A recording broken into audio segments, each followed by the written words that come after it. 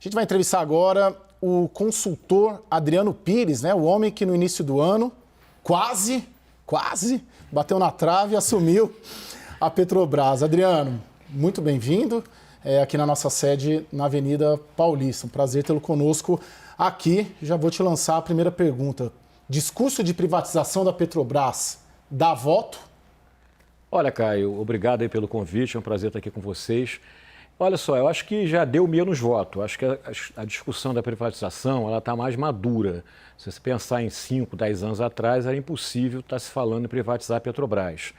Agora, realmente, esse discurso do novo ministro de Minas e Energia, ele é um discurso meio assodado, né? Eu acho que a discussão são dois momentos. No curto prazo, a gente tem que resolver a questão aí do preço do combustível, né? Que tá preocupando muito o governo e que tira voto. Isso está tirando voto, realmente. E a médio e longo prazo, a gente tem que discutir a privatização da Petrobras, sim. Mas é uma discussão, provavelmente, né, para o próximo governo, né, dependendo de quem ganhar as eleições. Então, o debate está aberto. Vai privatizar como a Petrobras? Vai fazer semelhante uma corporação, como é o modelo da Eletrobras? Vai rachar a Petrobras em 5, 6 empresas? Eu acho que o debate está aberto. Eu acho que tem que se discutir isso sim, né? Eu sempre brinco que o Brasil tem que viver uma era pós-Vargas, né? A gente não consegue sair da era pós-Vargas, né? Então a privatização da Petrobras seria assim esse passaporte para a gente viver a era pós-Vargas. Agora, no curto prazo, o que me preocupa é o seguinte, e não tivemos resposta ainda. Como é que vai se resolver o problema da alta de combustíveis?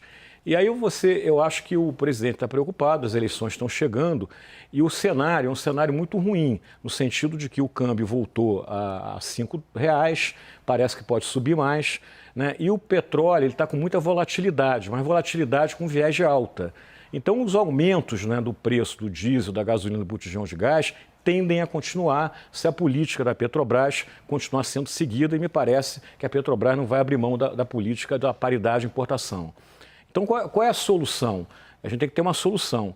Então, o que eu tenho defendido, né, é que se não tivesse guerra da Ucrânia, o preço do barril do petróleo estaria em torno de $95. Tem o seu preço de mercado, de oferta e demanda. Acima de $95, eu chamo de efeito guerra. Então, para combater o efeito guerra é uma excepcionalidade. Não existe maior excepcionalidade que uma guerra. Então, eu acho que o governo poderia ter uma medida provisória de um crédito extraordinário, pegando dinheiro do Tesouro, para o quê? Para, a partir desse trigger, né, desse gatilho de $95, ele não deixar que o efeito guerra atinja o bolso do consumidor. Eu digo o seguinte, isso não é subsídio. Subsídio seria se eu fizesse o gatilho a $80, que não é preço de mercado. Então, acho que essa é a solução. A gente já teve uma experiência lá atrás nos militares, que era contra petróleo. A gente teve uma experiência recente na greve dos caminhoneiros com o diesel. Mas o problema é que me parece que a economia não quer fazer isso. E não quer fazer isso por quê? Porque ela acha que não tem que gastar dinheiro do Tesouro. Outra coisa importante é o seguinte, que a gente tem discutido aí nos últimos dias. O lucro da Petrobras é extraordinário, é um lucro pornográfico. O presidente Bolsonaro xingou um bocado esse lucro da Petrobras. Eu acho assim... Eu não comemoro o lucro da Petrobras, eu acho que a empresa tem que dar lucro, ainda mais uma empresa que também muita gente acha que a Petrobras é uma estatal. A Petrobras não é uma estatal. A Petrobras é uma empresa de economia mista. Ela tem que respeitar os acionistas privados, tá certo? Agora, eu acho também o seguinte, daqui para frente, né, Caio, a gente vai ter cada vez mais recursos gerados pelo setor de óleo e gás. Por quê? Porque o Brasil vai dobrar a produção de petróleo, a PPSA vai comercializar mais, o dinheiro do royalties vai crescer. Então, o que eu acho é o seguinte, a gente tem que socializar o lucro da Petrobras. A população brasileira ela tem que se beneficiar desse lucro. Não é possível a gente botar esse lucro todo lá no Tesouro Nacional. Então, eu acho que eu defendo, quer dizer, se é fundo, o nome certo, se não é, mas eu defendo uma socialização do lucro da Petrobras e um programa permanente de subsídio a partir de um determinado gatilho daqui para frente. Só assim a gente vai conseguir, eu acho, acabar com essa discussão dinossáurica que toda eleição a gente tem, vai controlar o preço, não vai controlar o preço, o que é que a gente faz com isso? Eu acho que é por aí a saída. Raquel? Adriano, você está falando em socializar o lucro da Petrobras, mas será que a melhor maneira de fazer isso é através de um fundo para subsídios? E emendo uma outra pergunta para você. Toda essa discussão da Petrobras de privatização, que é inviável neste momento, me parece uma cortina de fumaça para colocar ali junto uma outra discussão, que é a chamada privatização da PPSA, da estatal do pré-sal, que nada mais é do que vender os contratos dela, isso sim muito mais factível. O que está se discutindo, principalmente ali dentro do Congresso, é usar isso para a construção de gasodutos. O setor que você conhece bem, que você já prestou consultoria. E aí eu te pergunto, faz sentido usar esse dinheiro para fazer gasoduto? A gente não devia usar esse dinheiro para ajudar os mais pobres a comprar botijão de gás, ajudar o caminhoneiro autônomo, investir em educação? Vamos por partes, Raquel. Eu acho o seguinte, a PPSA não é trivial você privatizar a PPSA. Porque, no fundo, o que o governo está falando é pegar os contratos que a PPSA hoje tem com as petroleiras, que ela tem um excedente de óleo em função do contrato da partilha, e trazer um fluxo de caixa a valor presente. Mas é mais factível do que a Petrobras. Eu não sei, vamos lá. As duas são duas discussões que a gente precisa travar. Eu acho que a privatização da Petrobras, volto a dizer, a gente tem que encarar ela. Eu fico assim... acho que não faz sentido uma democracia como o Brasil, com instituições firmes como o Brasil tem hoje, você ter uma empresa de petróleo com controle estatal. Acho que o Brasil tem muito mais, como você falou, questões sociais para resolver, questões de infraestrutura, do que o governo ser sócio de uma estatal de petróleo. Eu não vejo nenhum regime democrático no mundo consolidado que tem sociedade numa empresa de petróleo. Olha os Estados Unidos, olha a Europa. Quem tem empresa de estatal ou sócia é a Venezuela, é o México, é a Rússia, é o Oriente Médio. Então, eu acho que essa discussão é uma discussão que tem que ser tratada, concordo com você. Hoje é uma cortina de fumaça para tentar desviar a discussão da questão de curto prazo, que é resolver a política de preço de combustível. PPSA é uma história diferente. Eu até acho que a gente não deveria deixar os contratos serem cumpridos. O governo vai receber muito dinheiro comercializando esse óleo e esse gás. Agora, a questão do gasoduto é diferente. Eu acho que é uma grande confusão. Porque a minha dúvida é se com todas as prioridades sociais que a gente tem, faz sentido gastar esse dinheiro com gasoduto. Não, eu acho o seguinte, o dinheiro do gasoduto, ninguém está botando dinheiro no gasoduto. Isso aí tem uma história pretérita do passado, onde se criava um fundo para construir gasoduto. O que o governo, me parece, está tentando fazer hoje não é criar fundo. A PPSA, ela vai comercializar óleo e ela também tem gás para comercializar. A ideia que é pegar o gás da PPSA, se fazer um leilão desse gás para atender as térmicas que estão na lei da Eletrobras. Então não tem subsídio nenhum aí. Que eu olhe, por exemplo. A gente está fazendo uma política de governo, aí sim, a PPSA é uma estatal a 100%.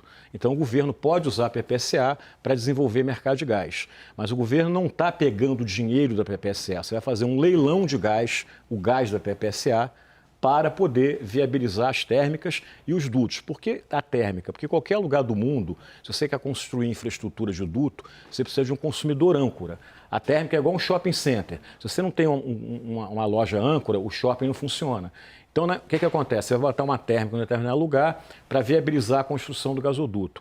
E no traçado do gasoduto, você vai passar por outras cidades, vai passar por outros estados, e você pode seccionar esse gasoduto para que ele atenda o mercado do automóvel, do caminhão, da residência. A gente hoje está discutindo, por exemplo, o problema do diesel. O problema do diesel é um problema sério no mundo inteiro. Está faltando o diesel. O preço do diesel descolou do preço do petróleo. Né? Por quê? Porque na Europa, principalmente, o pessoal está preocupado com a sanção do gás russo e o substituto do gás é o diesel. Então, tem muita gente armazenando. No Brasil, a gente deveria fazer uma política também de médio e longo prazo de usar o gás natural para substituir diesel. Gás no automóvel, já tem em São Paulo, Rio de Janeiro, tem táxis. Adriano, não, desculpa te interromper, só para a gente circular por causa do nosso tempo aqui, me perdoa aí. Eu vou jogar já para a Thaís Arbex, lá de Brasília. Por favor, Thaís. É que o tema é quente. Exatamente. Quentíssimo. Boa noite, Adriano. Queria pegar o gancho nessa sua preocupação do curto prazo. Tá. A gente não vê muitas saídas para impactar, de fato, numa redução do preço de combustível. Não me parece, como você mesmo disse, que a economia esteja disposta a editar ou a apoiar uma medida provisória no sentido que você nos colocou, mas há um entendimento de que eles apostam naquele processo que corre lá no CAD, que investiga um suposto abuso da estatal no mercado de combustíveis. Mas o fato é que a informação que a gente tem é que esse processo só deve deslanchar no segundo semestre. Ou seja, não me parece ter uma solução viável a tempo das eleições. Isso quer dizer que não teremos uma redução no preço de combustíveis? Olha, Thaís, esse negócio de combustível, ele depende de duas variáveis que ninguém controla, que é o preço do barril do petróleo e o câmbio, né? E que está apontando para criar dificuldade. No meu cenário, você vai continuar tendo elevação do preço dos combustíveis no Brasil e no mundo. A gente tem que falar também que isso não é um problema brasileiro. Está todo mundo chateado com o preço de gasolina e diesel caro. O francês está chateado, o português, o americano e nós brasileiros também. Eu acho assim, que você tem três maneiras de você controlar, para você parar com esses aumentos de preço de combustível. A primeira maneira é aquela maneira clássica de controle de preço, que já foi muito usado no Brasil. E a população brasileira acha que a única maneira de você segurar o preço é interferir na Petrobras. Eu acho que essa é a pior maneira, né, possível. A gente já viu que faz estragos para todo mundo. E eu não acredito que o governo do presidente Bolsonaro tome essa atitude. Ele não tomou até agora. Ele reclama, troca o presidente, agora vai trocar o ministro, mas ele nunca interviu na Petrobras até agora, coisa que governos passados fizeram. A presidente Dilma deu um rombo de 40 bilhões de dólares no caixa da Petrobras, controlando o preço. A segunda maneira foi o que eu coloquei, é criar um fundo. Mas parece também que a economia não quer o fundo, porque não quer gastar dinheiro do Tesouro, enfim. A terceira maneira que está surgindo agora é essa história do CAD, né, de acusar a Petrobras de abuso de poder de monopólio e falar que a Petrobras hoje dá controle 85% do refino, 90% da produção de óleo. Então, eu só estou preocupado é o seguinte, é que está um ambiente político que eu acho muito difícil você aumentar o preço dos combustíveis até o dia da eleição. E como é que você vai resolver esse problema? Eu estou preocupado porque pode vir uma lambança por aí, né? Uma intervenção branca, né? Porque claramente o governo está achando que o grande problema que pode impedir a reeleição do presidente Bolsonaro, atrapalhar muito, é o preço do combustível.